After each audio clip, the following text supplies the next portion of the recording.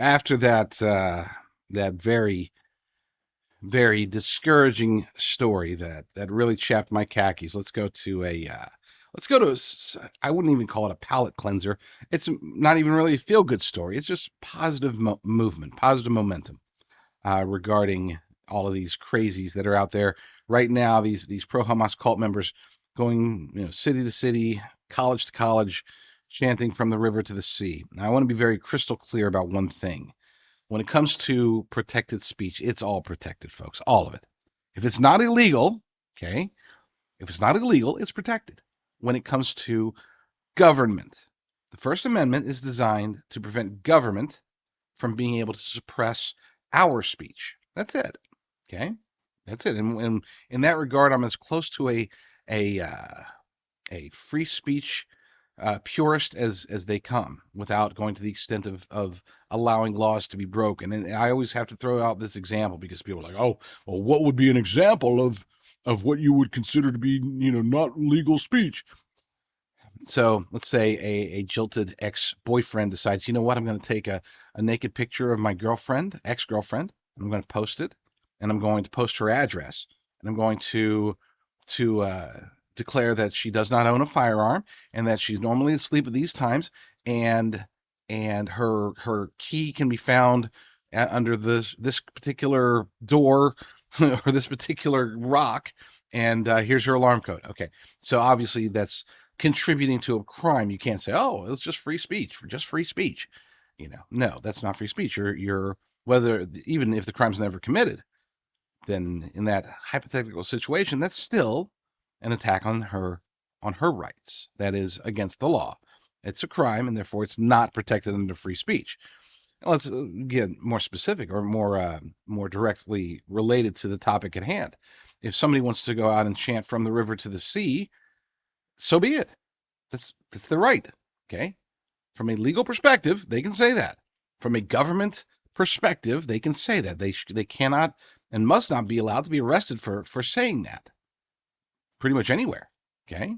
Is it hideous? Sure. Calling for the genocide of a people, calling for them to be booted from their land. Yes, that's hideous. It's heinous stuff. But it's not illegal to say it. Now, if somebody were to instead say, hey, there's a Jew, we should go kick his butt. Even if that person doesn't participate in that, but that person ends up getting their butt kicked, yeah, that is not protected speech. Hey, I was just making a suggestion. No, no, no, no, no, no. The Constitution and the laws that succeeded it have been very clear about this. You can say pretty much anything you want from a legal perspective, as long as it doesn't cause direct and actual harm, or have a reasonable expectation that it can and would cause reasonable or cause actual harm. Somebody wants to hurt your feelings with their speech, that's protected, folks. Sorry. I know, go cry to mama if you have to, but I would recommend just saying something even meaner, or not listening at all, or going away, or making them go away, or something. I don't know. Don't cry free speech. Anyway, or don't cry for hate speech. You can cry free speech all day.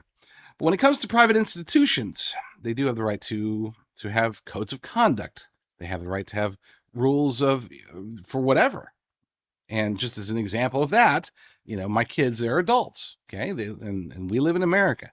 And if they ever come over to my house, even as adults, I can tell them as my rule that I do not want them cursing in my house. Okay?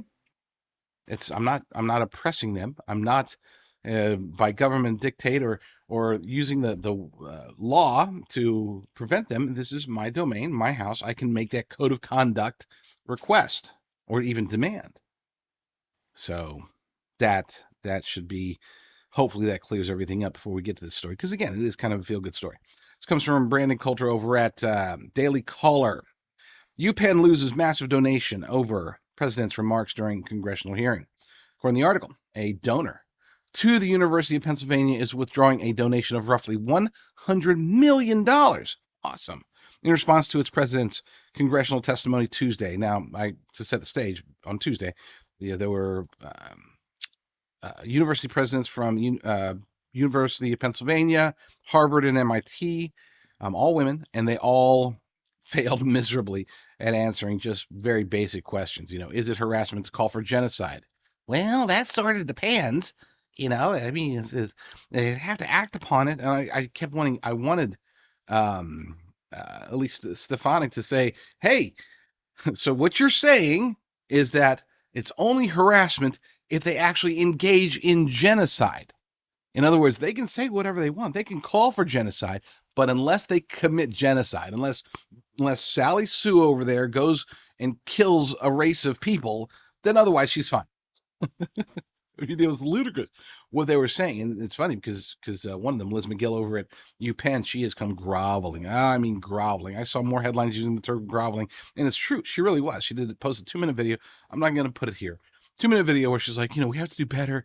It should have been I didn't answer the question right, and blah blah blah blah blah. Funny that in this 2-minute video, not once did she say the words apology or sorry or anything. She did not apologize whatsoever. In fact, it seemed as if she was kind of blaming the school. All of the presidents before me, and yada yada yada. No, this was you. You were the one that was sitting there in front of Congress and basically saying, well, unless you commit actual genocide, then it's not harassment.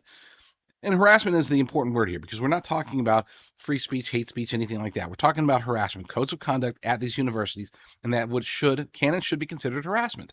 Okay, if you're a Jew walking down the sidewalk and there's this huge group of people calling for the genocide of your people, then yes, you are being harassed. Okay, again, free speech legally they can say it, but as far as code of conduct at these universities, there's that should be considered harassment prima facie. I mean, there's no way around that. Period. Now, with that said, let's be clear. Even though it is harassment, I would never hope that Congress or any government body would go after these universities for not enforcing that. Again, this comes down to that's not their role. Okay? You can't force a university. The government can't force a university to even act upon their own codes of conduct. We don't want government involved in anything. Thankfully, we have people like this guy. What's his name? Ross Stevens. We have Ross Stevens, a major donor. He's acting with his pocketbook, and that's how it should be, folks. It should be private citizens who enact justice against these woke college professors. But let's get to the article. Okay. Several elite university presidents spoke before Congress Tuesday, including UPenn President Liz McGill, Harvard President Claudine Gay, and Massachusetts Institute of Technology, just MIT, MIT President Sally Kornbluth, and they refused. All of them refused to answer whether calling for genocide against Jews on campus was a violation of their codes of conduct. Ross Stevens, founder and CEO of Stone Ridge Asset Management, decided to pull his donation Thursday, alleging that the school violated the terms of the donation by violating anti-discrimination and anti-harassment policies. This is where we get into, I guess you could call it the good side of legalities. Okay, what he's basically saying is that we as a company, as an organization, we are not allowed to donate to those who are discriminatory. We cannot donate to those or work with those who engage in harassment. You guys are, so we got to pull our funds. $100 million. In the scope of government today, unfortunately, that's just not a lot of money. But for a university, even these rich Ivy League schools, that's a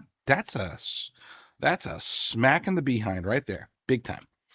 According to Stevens, he wrote this letter to UPenn. He says, its permissive approach to hate speech, calling for violence against Jews, and laissez faire attitude toward harassment and discrimination against Jewish students would violate any policy of rules that prohibits harassment and discrimination based on religion, including those of Stone Ridge. In other words, he's saying our policy is that you have to basically abide by your policy, and you're not.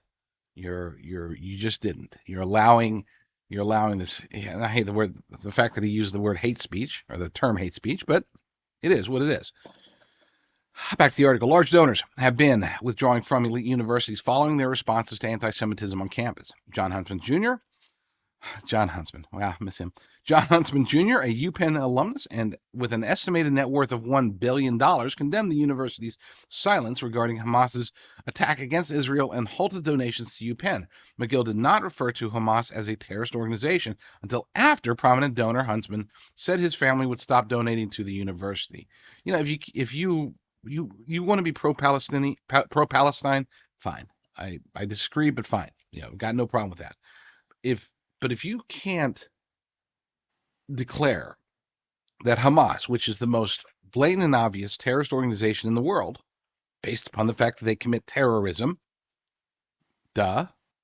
If you can't call them terrorists, then who are in? I bet you if you go back, you can probably find where McGill and her cronies have called, those people, grandmas at school board meetings. They probably agreed that, oh, those are domestic terrorists.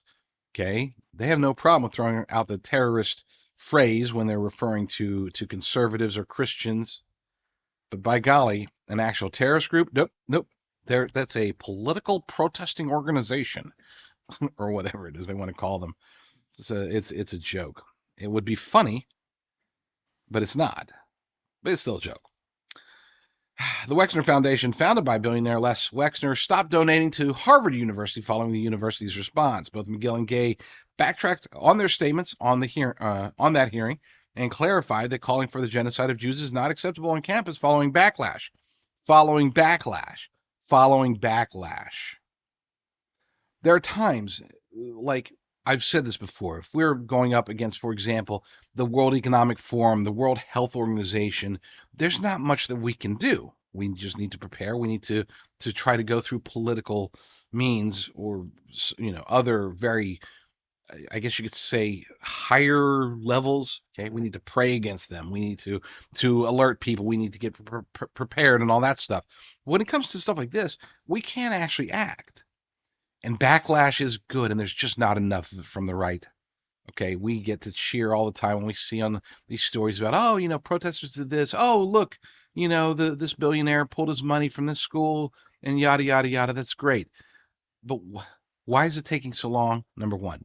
Number two, why is there not more of this? These mostly leftists, almost all of them globalists, act with impunity. They have no fear of repercussions. They're starting to get some, at least here in these Ivy League schools. Okay, so that's good. But we need a lot more. We need 10 times, 100 times as much of this. As I've noted 1,000 times before, I'm not a fan of talk. I'm a fan of action. You might say, well, since you've got a talk show, aren't you a fan of talk? As long as this is my form of action. Talking to you guys, asking you, begging you to get involved. What I do on my non-air time, I think can be definitely construed as action, but I also like to go on the air to try to get others to do the same. I'm tired of going to protests where there's a dozen of us and 2 dozen press. I'm tired of going to protests where I'm standing with 20 people and where the counter protesters were able to muster 100. I'm tired of it. I want you guys out there with me. That's why I do these shows. That's why I tackle stories like these. It's not just about going out and protesting. It is about withholding your money. Don't shop at Target. It's not just about not drinking Bud Light. Ooh, good for you. You decided not to drink a crappy beer. Okay? But don't go to Walmart. Don't go to Target. Support local. Buy local. Know the people that you're buying from. Is it going to cost a little more? You betcha. Is it worth every penny? Yes, it is. Find it within yourself to act, whether it's how you buy, where you go protest, what you go protest, how you go protest. If you're just sitting back on Twitter and saying, oh, this sucks, you're not really helping, I assure you. So, but thankfully, at least in this case, 3 billionaires are like, hey, no more. We're done. We're done with your stupidity. And so there was finally some action being taken against these woke schools. Be sure to catch me on all of my various channels. You can catch the live shows, see these clips like the one you just saw over at jdrucker.com/shows. That's jdrucker.com/shows.